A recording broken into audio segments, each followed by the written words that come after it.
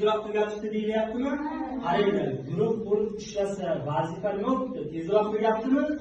Tezroq tugadi degani vaqt nima degani? Kamroq ketdi deganimi? Endi pastdagi javoblarda o'sha ma'noni bildiruvchi jumlani topishimiz kerakmi?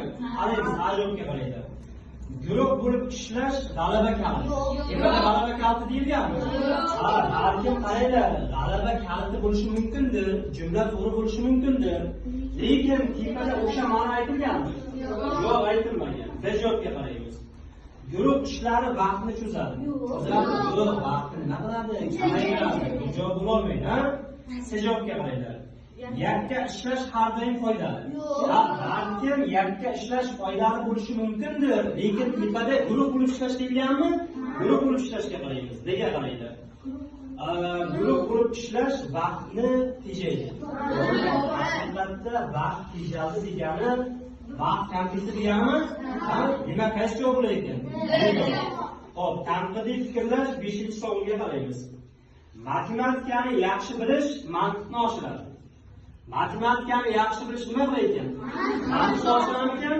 Demak, pastdagi javoblarda o'sha ma'noni bildiruvchi gapni topishimiz kerakmi?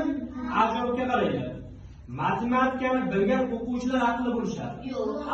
Aqlli bo'lishi mumkin, lekin tepada nima deyilyapti? Mantiqni oshiradi. Bizga yaxshi mantiqli fikrlashga matematika kerak. Tepada shunday deyilyapti. Tepada qaysi kabi so'z bor edi? Matematika so'zi, mantiq bormi? Haqiqatda bir javobda matematika mantiq bormi?